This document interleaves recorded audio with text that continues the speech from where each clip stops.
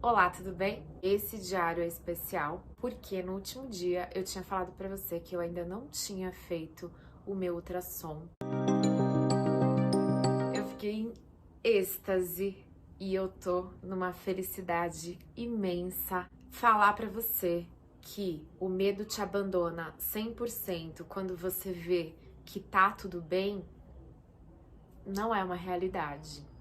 Mas que você pensa, caramba, passei dessa fase, que foi justamente aonde todas as minhas outras foram emperradas. Traz uma paz, mesmo que com insegurança, essa paz veio, sim, não vou falar que não, porque eu estaria mentindo. E agora eu quero contar como que foi a consulta depois, porque aí só ficou a minha reação a tudo que eu tava vivendo, mas eu quero contar agora sobre o que eu tô sentindo, o que a médica me falou, a minha consulta em si. Começando pelo ultrassom, nós chegamos na clínica e fizemos esse ultrassom.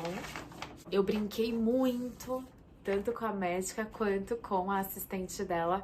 Eu falava, dá pro Fernando fazer esse ultrassom, depois vocês só me contam o resultado. Aí elas davam risada da minha cara. Aí eu posso fazer esse ultrassom sedada, eu faço dormindo e depois vocês me contam.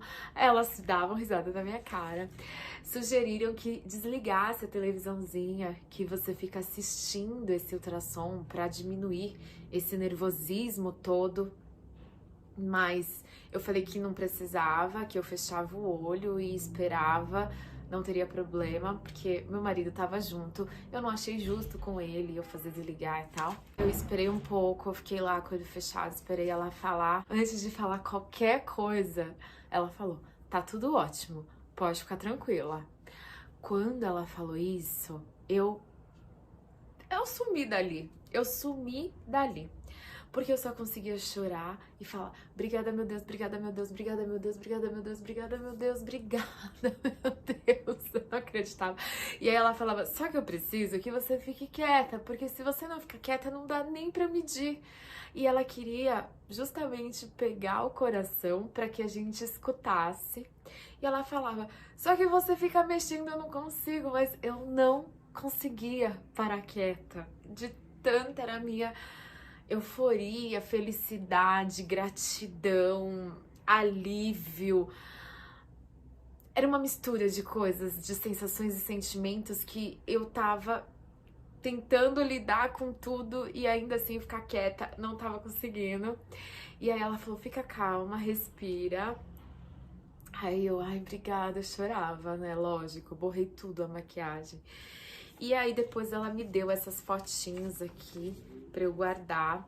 Ela disse o seguinte pra mim: ele está exatamente aonde eu coloquei, aonde eu deixei, tá bem coladinho, não tem descolamento nenhum, tá bem plantadinho. Disse também que já temos cabeça, tronco, bracinhos. Eu falei: bracinho já?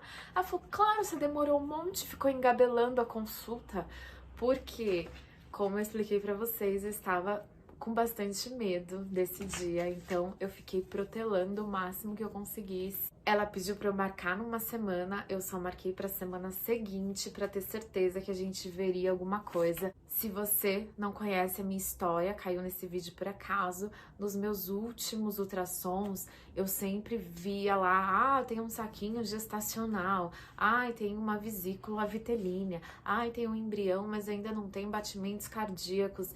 Então eu quis pular toda essa parte, apesar de saber que ela só me chamou para fazer esse ultrassom quando ela tinha certeza que a gente veria lá um embrião.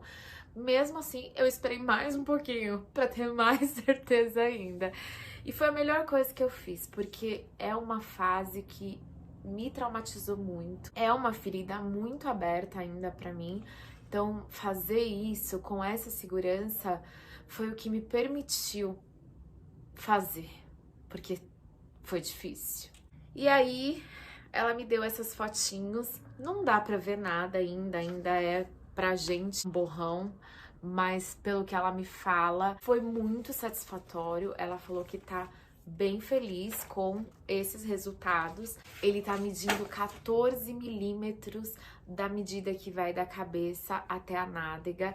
Nessa fase de gestação de 7 semanas, a média esperada é 10 milímetros. Então ela falou, Milena, temos um embrião se desenvolvendo bem, temos um embrião coladinho lá dentro, sem nenhum descolamento, não temos placenta baixa ou outras intercorrências possíveis dessa fase de gestação.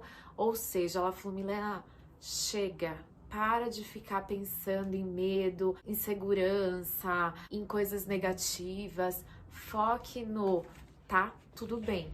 Eu saí de lá muito aliviada. É claro que quando você já perdeu 3 bebês na sequência, a sua gestação não é como aquela gestação onde você não conhece a dor da perda. As gestações que eu vivi dos meus filhos foram completamente diferentes da que eu tô vivendo hoje.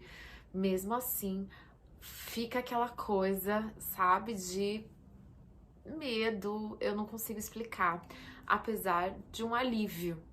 É contraditório, é dúbio, mas é o que eu tô sentindo e eu quis compartilhar verdadeiramente com você tudo que eu tô sentindo e tudo que eu tô pensando. Feita essa consulta, ela me pediu uns exames de sangue e me pediu um ultrassom. Inclusive, eu preciso marcar e voltar na consulta daqui a 15 dias. E me deu essa cartilha pré-natal. Então, temos aqui muitas indicações. A primeira delas é data provável do parto. Data provável do parto, aqui está 7/3. O meu filho mais velho nasceu no dia 7/3, para vocês terem uma ideia. Quando ela falou, eu falei, caramba! É que se eu pudesse apostar, as minhas fichas não estariam nunca no dia 7/3, porque em nenhuma das minhas 2 gestações eu cheguei na data limite, que seriam as 40 semanas, mas é legal você ver lá que a data de previsão do seu parto é a data de aniversário do teu filho. Aí ela disse que um bebê nasce a termo, ou seja, ele não é prematuro, de 37 até 41 semanas é o tempo que a gente tem para um bebê escolher nascer. Nesse dia que eu fui lá, eu estava de 7 semanas e 2 dias. E que eu completo as semanas, eu viro as semanas todo sábado. Nas orientações tem os telefones, onde eu encontro a médica, como se já não tivesse, como se eu já não ligasse desesperada, como se vocês já não soubessem as coisas que eu vivi aqui, mas tudo bem. As orientações de primeiro trimestre, ela passou isso aqui comigo lá durante a consulta. Já nos primeiros meses de gestação, a mulher passa por várias mudanças em seu organismo, para as quais orientamos algumas medidas. Então, a primeira delas, ela fala, uma pergunta bastante frequente é com relação ao repouso. O que ela disse para mim? Você não precisa ficar de repouso. Porém, como meu bebê não é um bebê de uma gravidez natural, ela me indicou que eu ainda não faça nem atividade física, nem tenha relações sexuais. E é por isso que o meu marido, quando entrou aqui, falou aquilo que ele falou, que eu falei que eu ia colocar no vídeo, e ele falou que eu posso colocar, então eu estou colocando agora. Porque nós estamos sem intimidade, você quer que eu fique com algum bola suja, né? Vou pôr no meu vídeo isso. Pode pôr. Tchau. Tchau. Desculpa aí, mas aconteceu isso. Os primeiros sintomas da grávida são dor e inchaço das mamas. Então, super natural que a gente sinta. E eu estou sentindo bastante. Enjoo pode aparecer logo no primeiro mês. Se discreto, algumas medidas simples, como dieta fracionada, são suficientes. Se os vômitos estiverem muito frequentes, às vezes é preciso repor com soro. Sobre o sono, é muito frequente e pode se tornar insuportável, gente. Olha que eu tô no início e eu já tô sentindo esse sono arrebatador, tá bem forte o meu. Já no segundo mês pode aumentar a frequência miccional, ou seja, os xixis.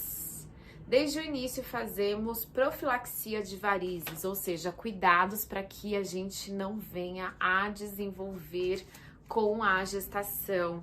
Então, para aquelas que já têm tendência ao uso de meia, calça elástica de média compressão, ela fala de alguns cuidados. O filtro solar por causa de melasma, então pede pra gente não vacilar com o filtro solar. Eu vou fazer uma consulta com o meu irmão, que é dermatologista, o Dr. Marcelo Loguercio. Ele tem uma página no Instagram que chama Paciente Ciente.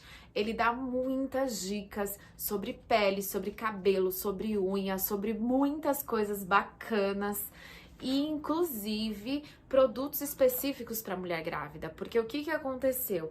Desde que eu engravidei, eu parei de usar tudo que eu usava e a minha pele já sentiu diferença. E eu não tô usando porque eu ainda não contei nada para ninguém da família, então eu ainda não tive essa oportunidade de fazer essa consulta, mas vou fazer. Prevenção de melasma, hidratação, prevenção de estrias, de varizes. Eu vou pedir para ele várias dicas. Uma coisa que a médica me falou também é que o bebê suga todo o nosso cálcio, então a gente precisa de uma alimentação muito reforçada para que a gente não tenha cáries e outros problemas que estão relacionados a isso. Vou conversar com ele também a respeito, então eu peço para você, se você estiver na mesma situação, continua acompanhando, que é assim que eu revelar para toda a família, eu vou ter essa conversa com ele e vou postar aqui para vocês. De qualquer jeito, ele sempre abre caixa de perguntas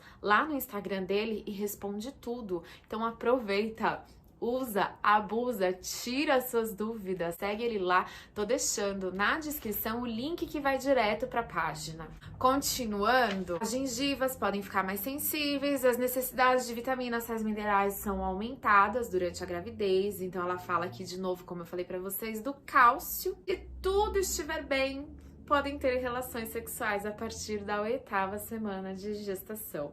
Ela já liberou a gente para assim que eu completar 8 semanas, ou seja, daqui 3 dias. Ela falou que você tá autorizada, só que...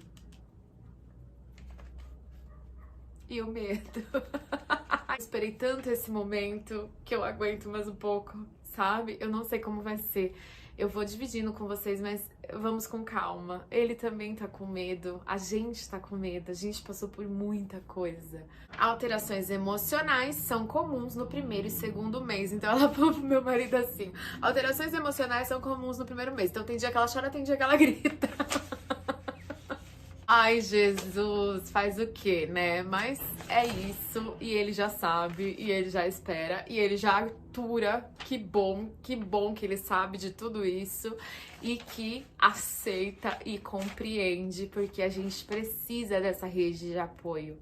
Ela é importantíssima pra gente. Inclusive hoje, é uma pena porque esse vídeo vai passar daqui bastante tempo ainda, mas inclusive hoje, daqui a pouquinho, eu vou fazer uma live com uma grande amiga minha sobre a desromantização da maternidade, que é justamente pra gente falar sobre as nossas necessidades, que muitas vezes elas são trancadas por conta da culpa, do julgamento, do medo, né, desse julgamento, de nos sentirmos egoístas, e nada disso. Tudo faz parte, cada uma vai sentir de uma forma, e o que a gente tem que fazer é tentar ser mais amigável com a gente mesmo, porque já passamos por tantas situações durante esse processo de gestação que a gente ficar se chicoteando, eu acho que só intensifica o que a gente já tá sofrendo. Bom, é uma cartilha, é gigantesca. Aqui ela vai falar sobre o ganho de peso, ela vai falar sobre o aumento do bebê, como que vai funcionar durante a gestação. Depois vai falar sobre o segundo trimestre, terceiro trimestre, vai te desejar boa sorte. Depois vem medicações que você pode tomar e etc e tal. Porém, esse vídeo já tá ficando muito longo. Eu vou encerrá-lo por aqui e eu prometo voltar nessa apostila nos meus próximos diários de gestação. Eu convido você para acompanhar essa minha viagem deliciosa, apesar dos perrengues. O vídeo de hoje é isso. Eu espero que você tenha gostado. Eu volto em breve com outros vídeos. Muitos beijos. Tchau.